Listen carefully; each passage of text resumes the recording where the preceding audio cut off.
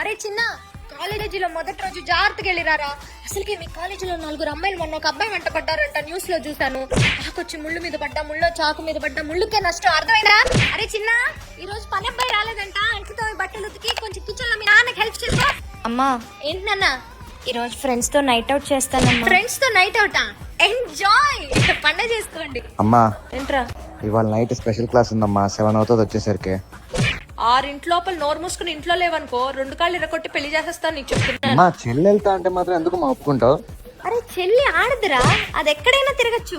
నువ్వు మగాడివి, ఇంటి పట్టున ఉండాలి, అర్థం కావట్లేదా నీకు? ఆకొచ్చి ముళ్ళు మీద పడ్డా, ముళ్ళో చాకు మీద పడ్డా. ముళ్ళుకే నష్టం. అరే చిన్ను, రూమ్ అంతా నీట్ గా సర్దుకోవడం తెలీదా? ఇలాగైతే రేపు పెళ్ళి పిల్లలు పుట్టాక వాళ్ళని ఎలా చూసుకుంటాం? హలో మొగుడు గారు, నేనంటే రోజు ఆఫీస్కి వెళ్ళి కష్టపడి వస్తాను, నువ్వు ఇంట్లోనే ఉంటావు కదా రోజంతా, కొడుకుని ఇలా నేను పెంచడం. రే ఆగు, బయటికి వెళ్తా నిక్కర్ టీ షర్ట్ ఏంట్రా, full length pant loose shirt వేసుకునేళ్ళు. అసలుకే మన కాలనీ అంతా ఆడాలి తిరిగే ఏరియా. అరే నువ్వు చదువుకోపోయినా పర్లేదురా, కానీ పని పాటలు సరిగా నేర్చుకోరా బాబు, లేకపోతే మీ అన్నయ్య లాగా బోల్డ్ కట్నం ఇచ్చి పెళ్లి చేయాల్సి వస్తుంది. అరే చిన్ను, మీ నాన్న వెళ్ళి కొంచెం కాఫీ పట్టరమని చెప్పి, తలకాయ నొప్పిగా ఉంది.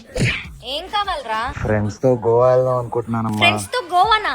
పెళ్ళైన తర్వాత నీ పెళ్ళంతో పో. ఏంటి మా లవ్ స్టోరీయా చెప్పంటావా? అప్పట్లో 4 అమ్మాయిలు మీ నాన్నని ఏడిపిస్తుంటే హీరోయిన్ లాగా వెళ్ళి వాళ్ళతో ఫైటింగ్ చేసి మీ నాన్నని ఇంప్రెస్ చేశారు.